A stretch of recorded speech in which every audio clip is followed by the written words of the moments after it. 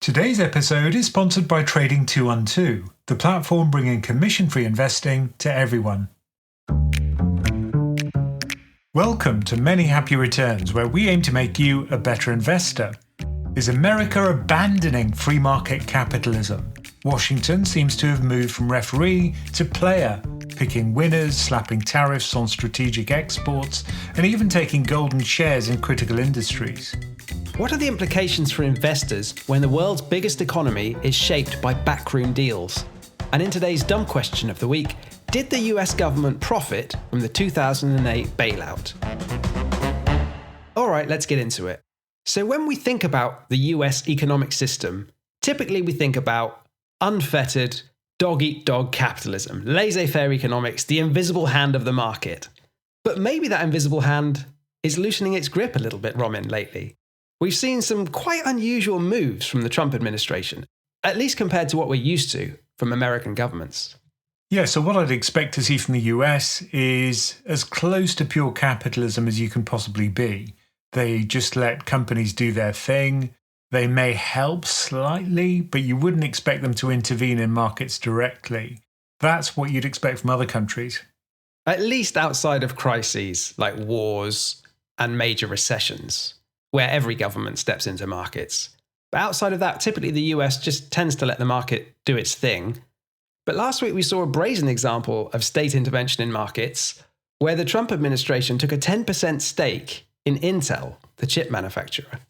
And that's shocking. I've never seen anything like that in the US, like you say, outside of wartime or massive crises like the global financial crisis. Now, you could say that part of the doctrine of the current government is that there is a crisis and that the US is not as competitive as it has been in the past because of unfair practices abroad. So what they're trying to do here is to create some kind of level playing field. But for this specific intervention, the US government has acquired a really chunky stake in Intel, a 10% stake, and they've put in just under $9 billion. They also purchased those shares below the current market price. So they paid $20.47 rather than $24.80, which was the current going price in the market. Now, what does this signal? It signals that the US government is willing to support certain industries, the ones that it thinks should be successful and where it should dominate. And clearly, having independence for things like chips is really important for the US government. So this is the thinking behind it. And it's actually a modification, really, of the 2002 CHIPS Act, which is what Joe Biden brought in. And that was around subsidies, right? They'd take money, hand it to chip manufacturers so they could go and build manufacturing plants in the US. And there was some clawback mechanisms and profit sharing things in that deal, but it was quite weak, really, in terms of how the government could get its money back. The Trump administration's come in and said, Intel, if you want this money, we're going to take an equity stake for it. Because remember, not all the money from the CHIPS Act has been released yet. And Intel has been struggling. So I think they were quite happy to get this deal, really. And the market reaction's been positive. The share prices rallied despite the fact the government bought the shares at a discount. Because it does suggest that this company is too important to fail. I mean, I tend to view this deal as a kind of continuation of what the Biden administration was doing, but reflecting Trump's vision for the fact that he wants to get something in return. Yeah, you can imagine that if there is a huge rally in Intel shares, then the government effectively has a mark-to-market profit. And if they ever do decide to sell out their stake, if the company becomes really successful, then they'll reap some reward for it at least. So I think that's pretty sensible, in fact. And we should say the stake is passive, at least as currently envisaged. So the US government is not receiving any board seats. It's not receiving any sort of special governance rights, and it's agreed that it will generally use its shares to vote along with Intel's board. So it's not going in as an activist investor, at least not yet. However, there is a clause which says that the government has a 5-year option to buy another 5% of the company's shares if their foundry ownership falls below 51%. So just to remind people, a foundry, a chip foundry, is this incredibly high-tech process by which they make ultra-pure silicon and then turn that into silicon chips. Now, that's a really difficult process. It's very difficult technically, but it's not immensely profitable, at least not relative to Intel's other business lines. And you see a lot of so-called chip manufacturers like Nvidia are fabless. They don't own the fabs.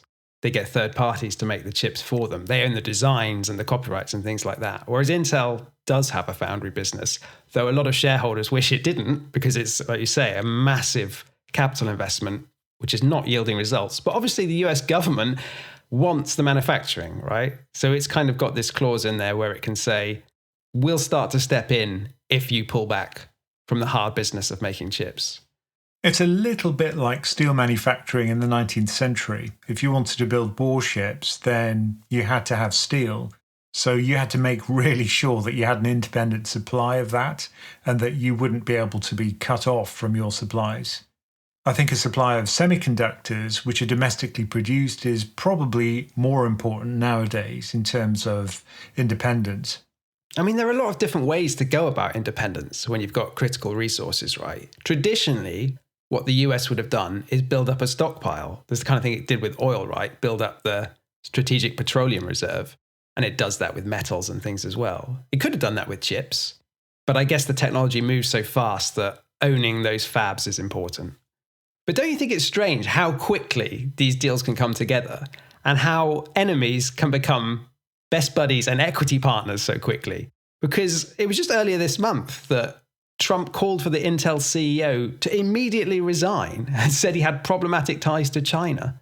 Yeah, so this was to do with alleged investments in companies which the US says are linked to the Chinese military. And it wasn't particularly surprising to see the CEO, Mr. Tan, agree to go to the White House to meet Trump after these attacks. And it looks as if there's a queue of companies where there's a lashing out by the president, and then they turn up at the door of the White House to thrash things out. Is that how US capitalism should work, though? Like, Trump calls for someone to resign, like the CEO of a major company. He turns up at the White House, they lock the doors, and then he walks out having given away 10% of the business. Is that how it's meant to work? I think it's surprising coming from the US.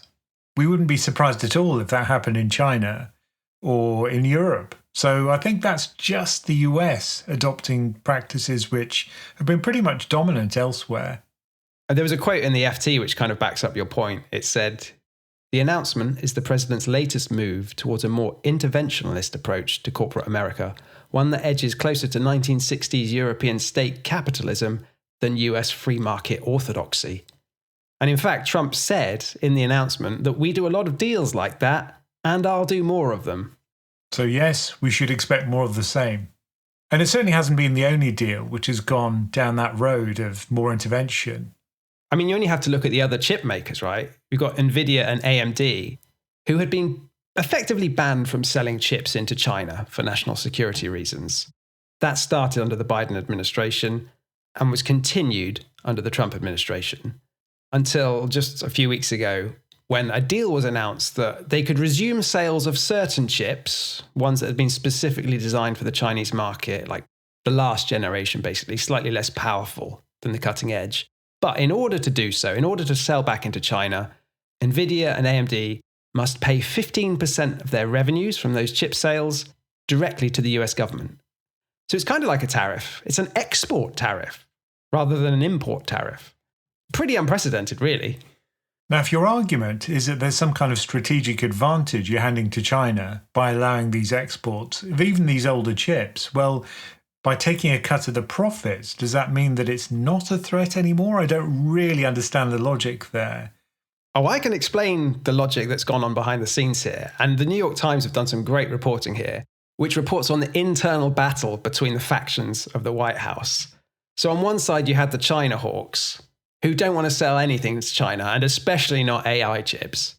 But on the other side, you had people like David Sachs, who's the venture capitalist out of San Francisco, who had been appointed as a kind of AI czar in the Trump administration. And his argument, and that of Jensen Huang, who runs NVIDIA, was that we're in the process of designing the world's architecture for AI. And we want the world to use American chips and American architecture and get tied into that ecosystem. So it's really hard to change. What we don't want is for China and countries close to China to build their own capacity, their own designs, which compete with American technology. So it's best to sell them chips and just make sure they're not quite as good as the ones we've got. And I think Howard Lutnick, who's the US Commerce Secretary, took some convincing. I think he's more of a China hawk. But then he went on TV and kind of said the quiet part out loud. He said, we don't sell them our best stuff, not our second best stuff, not even our third best.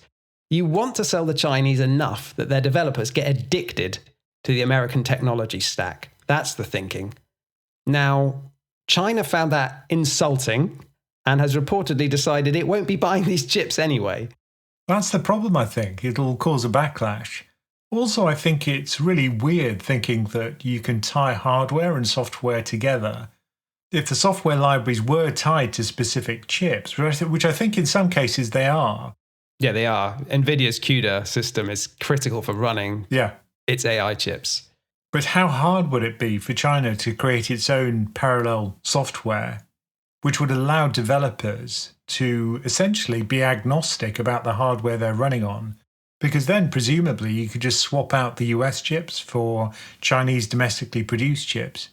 Well, that's what they're trying to do. They're trying to build their own chip business that competes at the cutting edge with America. They're not quite there yet, though. But clearly that's their goal as well. So what we're probably seeing is a divergence in the technology, both in terms of the hardware and the software, between China and the US. But I kind of agree with you, your initial point that why have a export tariff on it? Like, what's the justification for taking 15% of the chips you sell to your quote-unquote enemy? I can see from the company's point of view, it makes absolute sense to go for this deal.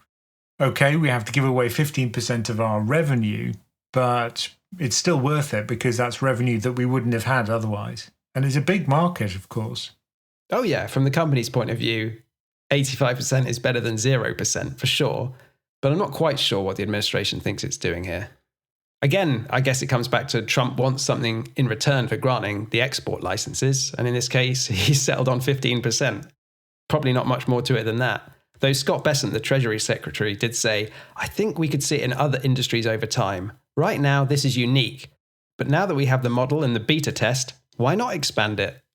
But just stepping back and looking at the economic impacts of this kind of behaviour, this is putting more friction in the wheels of trade. And if that reduces the amount of trade, then that slows down the economy. So the key question is, what will the effect be? Will this actually backfire in the sense that it slows down US exports and reduces corporate profits?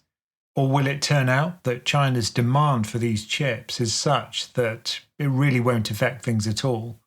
I think in this specific case, the US can only get away with it because NVIDIA has an effective monopoly on cutting-edge AI chips. When Bessent says you can expand it to other industries, I don't see how. Like, you basically be penalizing your own manufacturers and other countries will go and buy from someone else, right? You need a monopoly to be able to do this kind of thing. I agree, and I think that monopoly won't last. China will develop its own chips. And this would simply not make the US chips as competitive as the ones which are domestically produced anyway. So this is encouraging China to go down this route of independence and really backing up that goal. Yeah, if the US is intent on getting China locked into its AI ecosystem, I don't think they'll fall for that. But I think it's easy to understand why AI is seen as so strategically important, both by the US and by China. It's an arms race, isn't it? And they both want to win.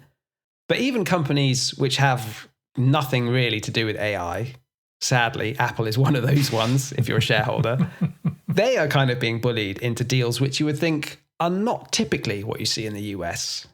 So you saw Tim Cook at the White House shaking hands with Trump, handing him a 24-karat gold. I don't even know how to describe it. It was like a really tacky piece of glass with a gold podium. I'm sure Trump loved it. I don't know if Tim Cook called it right, but the White House is shining at the moment. Yeah, you've just got to look at the amount of bling which has just appeared in the Oval Office, and you can see that it'll fit in nicely with the rest of the decor. Don't you think it's a bit on the nose, though, that a CEO of a multinational turns up at the White House to meet the president and hands them a load of gold? Like, that's the world we're in now, and it barely got commented on. Gold, jet aeroplanes, whatever it takes. Yeah. And what he announced was $600 billion of investment into US manufacturing over the next 4 years. They'd made a commitment before, and this was $100 billion greater than their previous pledge. But I think it's fair to say Apple was strong-armed into it. We know they want to make use of all their manufacturing facilities in China and more recently India. But there are tariffs now in the way, and Trump has been threatening to impose a 100% tariff on chips imported into the US, which would be a disaster really for Apple. So they've placated Trump, I think, by this promise, by bringing some manufacturing into the US. Things like their smart glass facility in Kentucky. And I think they actually plan to build all the glass covers for the iPhones and Apple Watches and stuff in the US. They can't do the actual manufacturing of the iPhones here. They don't have the supply chains for that or the labor for that, or even really the expertise for that in the US. But we can make the glass. So I think it's a matter of finding something which is optically pleasing for the president. And that way, that minimal concession can placate him for the next 3.5 years without having too much of a negative impact on margins. So pretty clever playing by Tim Cook, I have to say. It's weird, isn't it? Because I imagine at Apple, for instance, and other companies like it, what's dominating the conversation in the boardroom is how do we keep Trump on side? How much do we have to offer him without offering him too much? Like, where's the balance? And is it really good for the American economy if senior management is spending their time thinking about the trade-offs in pleasing the White House? Wouldn't you rather Apple be thinking, well, how do we catch up in AI? And I can't help thinking that one of the reasons why the US has been so successful on the corporate front is that it's got a really business-friendly environment where the government doesn't intervene and just allows a reasonable playing field where it's pretty easy to set up a company, to do IPOs, to get funding, to expand, and to export. So I can't help feeling that this is a step backwards for the US and that it will hurt that incredible advantage they've had for so long. You compare that with setting up a company in Europe where you'd have to have loads of rules about safety, particularly in AI. And if the US is becoming more like Europe, then maybe its growth rates will too. And this new industrial policy from the Trump administration is surprisingly broad-based. It's not just focused on tech. So earlier this year, the White House intervened in the proposed takeover of US steel. So it was Nippon Steel from Japan that was looking to buy US steel. And as a precondition for clearing the takeover, the White House took a so-called golden share in the company, which gives them a veto over key corporate decisions. So this is becoming a state-owned enterprise, typically something you'd expect to see in China. Steel is one of those industries, though, which many countries in the world are quite protectionist over, right? They don't want to lose all their steel manufacturing capability or have it owned by foreign investors because it's so important, especially in times of war. This is it. You don't want to have your supplies choked off just when you need to manufacture weapons and warships. I mean, there was all that furore, wasn't there, in the UK, that one of our last steel plants was owned by China and they had not ordered enough fuel and they were going to shut the blast furnaces and then the government had to step in at the last minute, all of that stuff. Yeah, where an MP turns up and then suddenly has to become an expert on the steel industry overnight. Yeah, that was, that was pretty interventionist. So at least on the steel stuff in the US, I kind of understand it. It's not that unusual. But maybe what is unusual is that the Department of Defense has directly acquired a $400 million stake in MP Materials and has become the largest shareholder in the company. Now, this is the only company in America that operates a rare earth mine. Yeah, I see that the mine itself is in Mountain Pass in San Bernardino County in California, really close to the Nevada border, and ironically not too far from Las Vegas. But this produces a kind of ore which contains neodymium and praseodymium, which is used in permanent magnets. So it's pretty important for industry. But you can see that the company itself wouldn't be massively profitable, but strategically those materials are very important. So again, I can see the justification for this. Yeah, with all these investments, you can make the argument that there's a good reason to do them from the US point of view. It's just very unusual. Have we ever seen the DoD acquiring a stake in a mine? A large stake in a mine? I don't think so. There was also another component to this deal where the Pentagon set a price floor for the critical minerals produced and agreed to buy 100% of the offtake from a new magnet facility. And I think also Apple has agreed contractually to take some of the output of these mines, whether or not the price is better than what they can get on the international market. This is, again, a kind of state capitalism where they're saying, if you want to keep on side with us, you're going to help buy this stuff.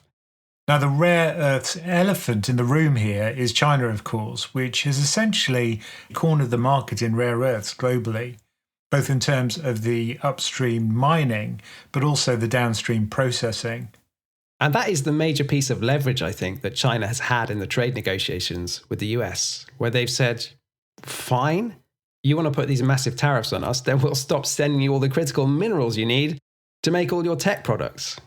And of course, it's another reason why the US has an interest in buying Greenland, because presumably they think that there may be things like rare earths, which could be mined there. Under the snow. Well, it is under the snow currently, but that snow is melting for some reason. I can't understand why. Yep, nobody knows. It is a mystery. Oh dear, we're so screwed. But anyway, going back to the topic at hand, these deals are unconventional for the US. That's definitely true. But so far, at least, for the companies involved, it's not been bad for their stock price. So MP Minerals stock is up something like 450% this year. And Intel, which has long been under pressure, has also seen a bit of a share bump recently. So it certainly paid off short term to essentially bow to the demands of Uncle Sam. But the real question is what's going to happen long term to these state-owned enterprises. Today's episode is sponsored by Trading 212, the platform bringing commission-free investing to everyone.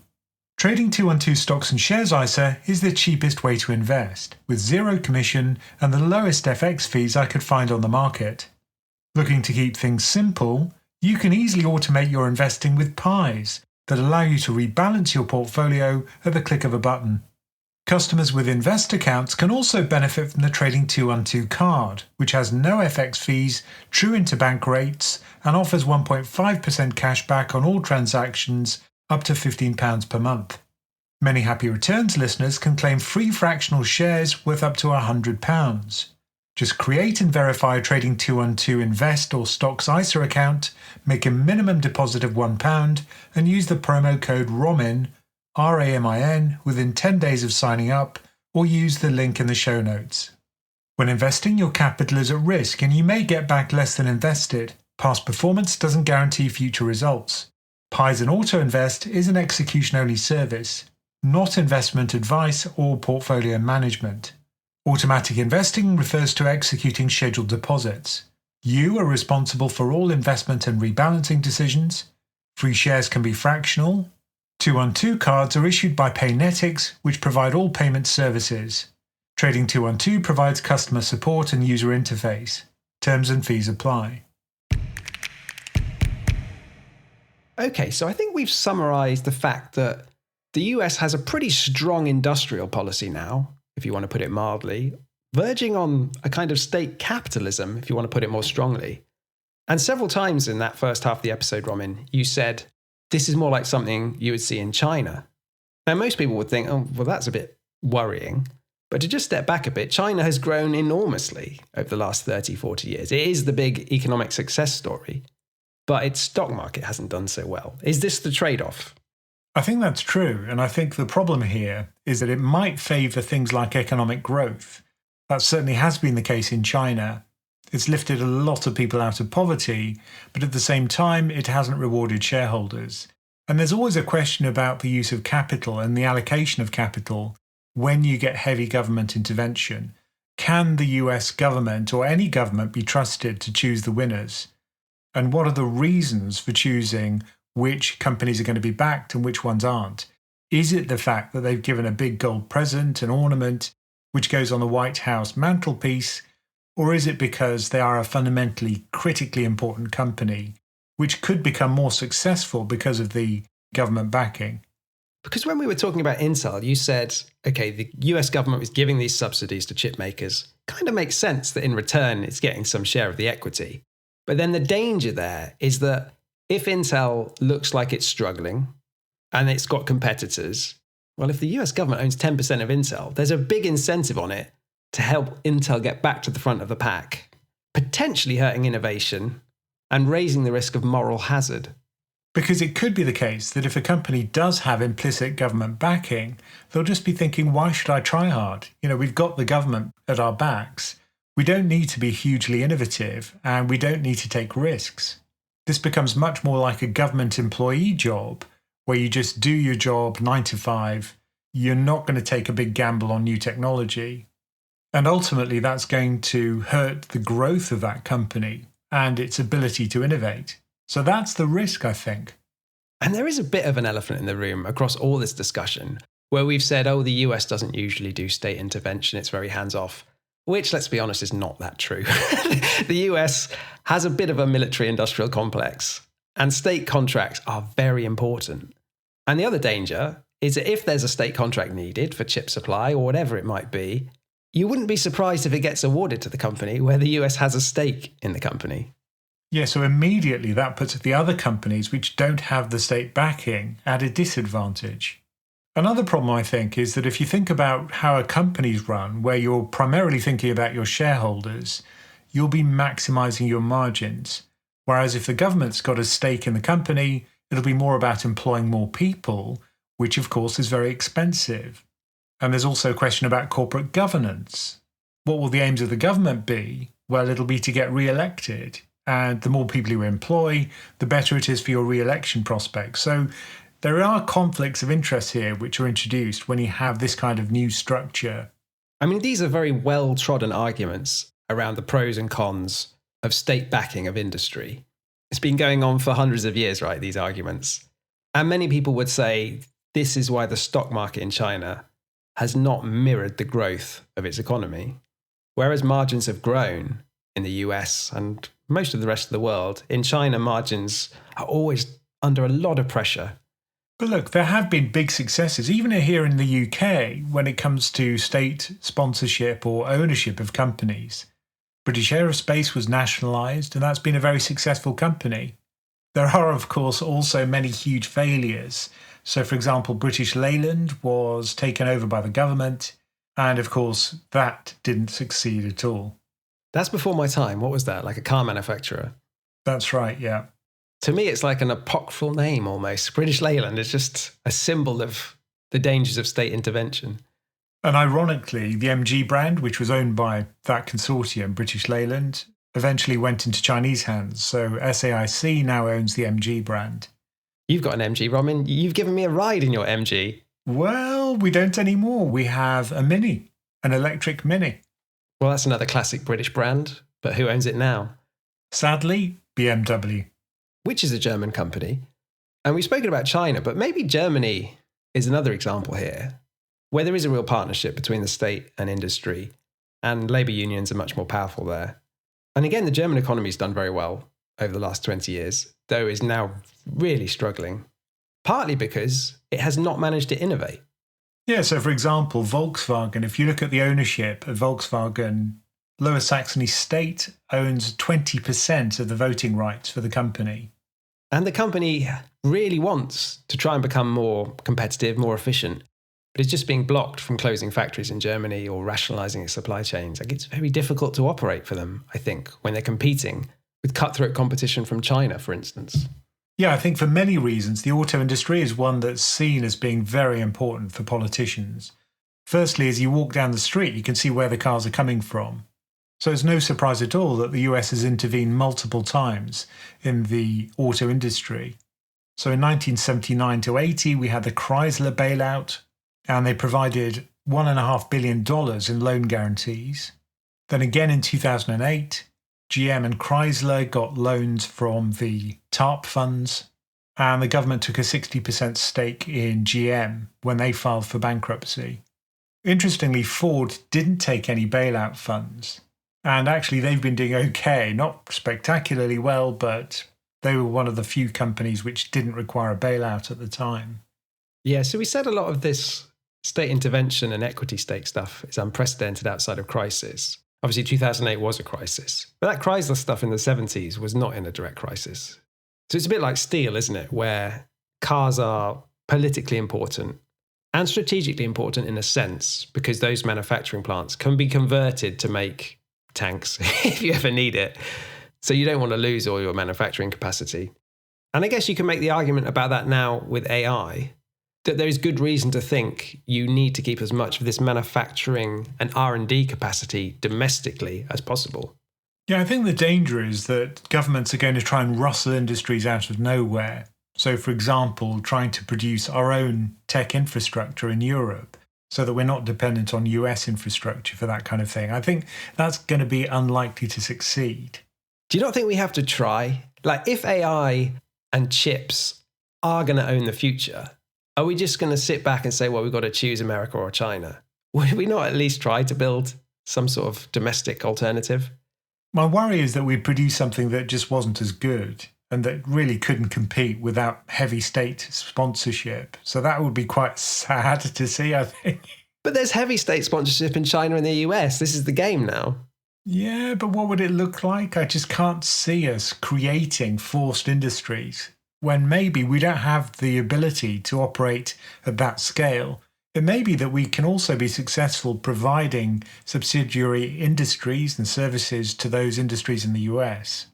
So we could still have a stake in the success of it, but ultimately we'd be the technology takers rather than the makers.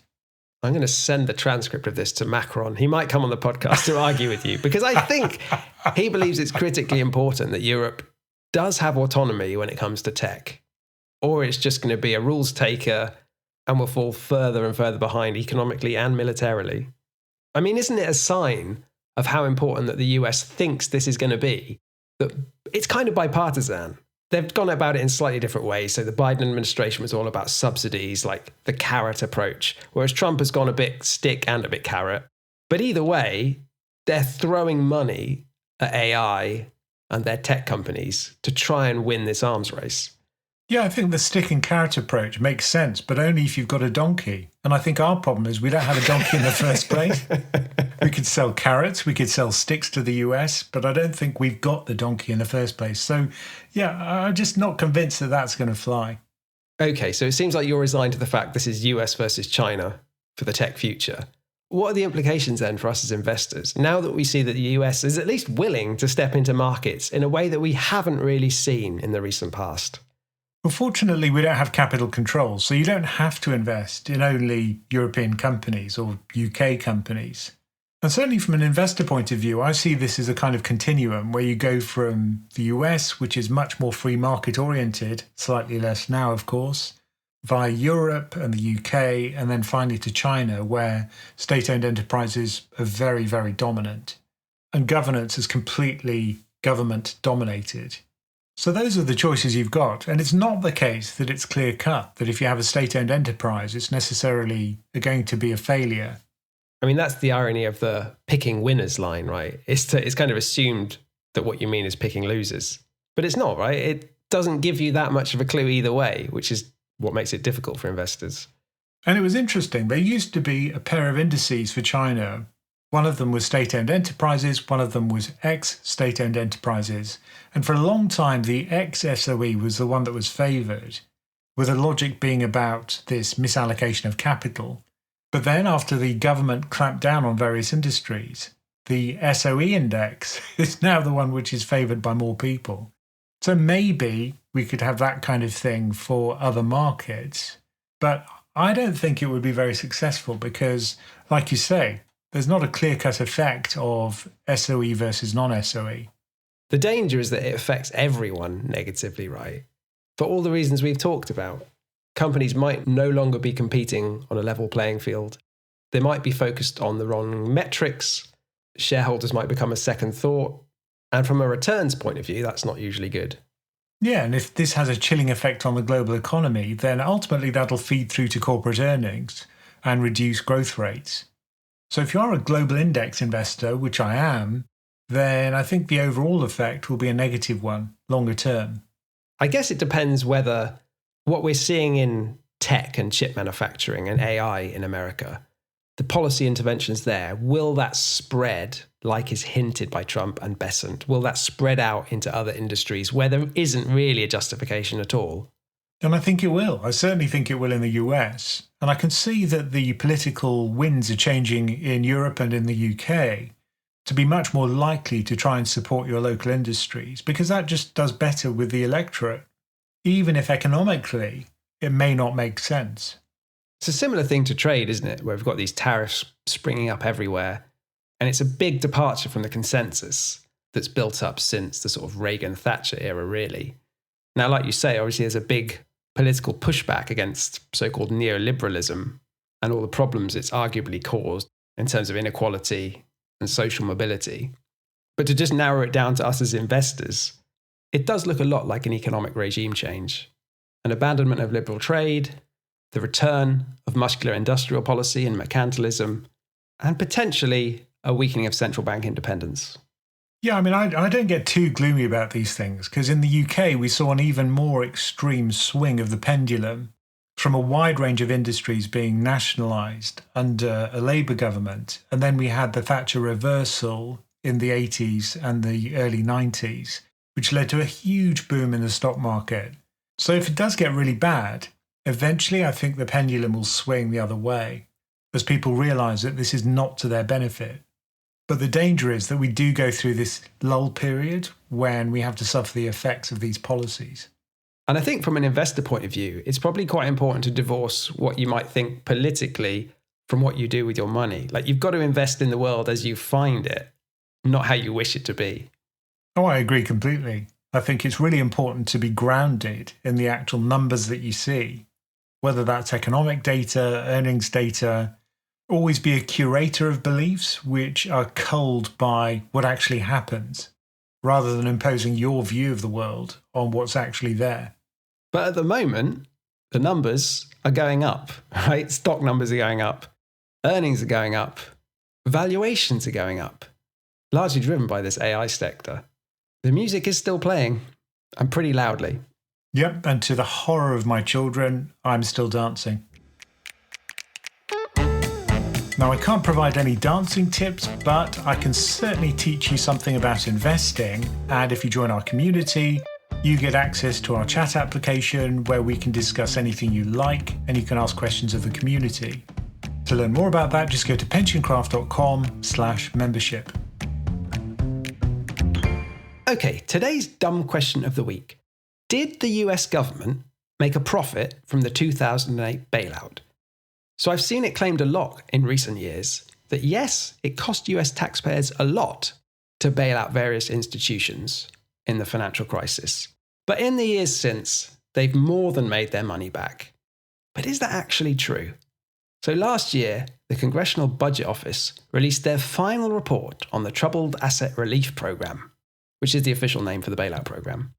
And it says that in September 2003, the last remaining investment made by the TARP was repaid, thereby ending the program. The Treasury no longer holds any assets related to the program and is not authorized to make further disbursements. By the CBO's estimate, $444 billion of the $700 billion initially authorized was disbursed through the TARP. Have they made their money back? Well, in total, no, they haven't. And in fact, they've made a fairly chunky loss. The report does break it down into different parts of the loan program. The two big losers were the mortgage programs, which had a net cost of $31 billion, and the automotive industry loans, where there was an estimated net cost of $12 billion. So that's a total of $43 billion. Two of the programs did generate net gains, and that was for capital purchases and support for financial institutions. There, the net gain was $9 billion. And in investment partnerships designed to increase liquidity in securitization markets, there the estimated net gain was $3 billion. I think that's the bit people quote when they say we made a profit on the bailouts, is that when it comes to the banks and the financial markets, those elements of the program did turn a profit. $9 billion on the banks and $3 billion on this liquidity stuff. But it was dwarfed by those other elements you mentioned, like the mortgage program. And I think it's important to remember that the banks would have gone under without that mortgage program, I assume. Yeah, it's hard to estimate what those costs would have been if loads of financial institutions started to go down. Bigger than $31 billion. I'm guessing that would be true. And the societal pain would have been great, because remember that if one of these lending institutions does go down, well, then it becomes that much more difficult for you to get a mortgage because there'll be less lenders offering them. So that would have been a very painful outcome. Difficult to put a number on, but it was probably worth it. Oh, surely it was worth it. Like, I always think this question is kind of framed in the wrong way because it's not considering the counterfactual. Like, did the US government profit from the bailout? No, in the hard numbers, it didn't. But it definitely profited relative to the other scenario where the financial system collapsed. That would have cost a lot more. Yeah, and the pain there would have been huge. In fact, it took a really long period of time for the US to recover from that crisis. Just look at the jobs numbers, and they were depressed for a very long time. Yeah, it cast a long shadow, and not just in the US. Arguably, the US recovered quicker than other markets. Like, parts of Europe probably never really recovered. London being one example. And you could say that the response to the COVID crisis in the US was so huge and so rapid because of their memory of what happened after the GFC. I think the criticism many people would make of this program is that should it have been the taxpayers carrying the can, would it not have been better for the bondholders in these troubled institutions to just be wiped out or take a massive haircut? Bond and equity. Yeah, I think that's the thinking nowadays. And a lot of the legislation since then has been in order to create these kind of living wills for banks so that the taxpayer won't have to foot the bill. Now, there's a huge contrast between what's going on now in the United States, which is an attempt to boost certain parts of the economy, versus what happened then, which was just trying to save large proportions of the economy. So I think this is an absolutely justifiable use of these huge interventionist tools of a government when there is a huge crisis. But when there isn't a crisis, should you try and pretend that there's a crisis so that you can boost your economy? I think that's a dangerous path to tread. It's a funny thing though, isn't it? Because a lot of people's criticism of how capitalism has really functioned is that we privatise the profits in the good times and then socialise the losses in the crisis. And so maybe the public purse should participate more in those upswings, which is kind of what we're seeing now.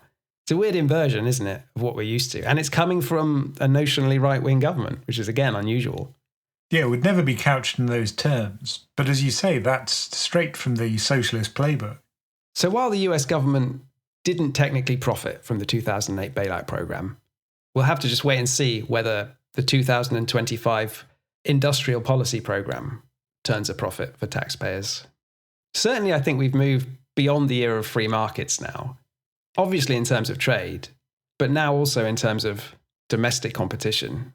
But it is a spectrum, like you say. I think we're in kind of free-ish markets at the moment. Oh yeah, I mean, the US is nothing like China, and I doubt it ever will be when it comes to governance. But as a global investor, I think that's good. I think it's good to have some diversification of governance, if there is such a thing. Because whoever it is that's successful, for whatever reason, ultimately you'll own whatever country that is. At the moment it's the US.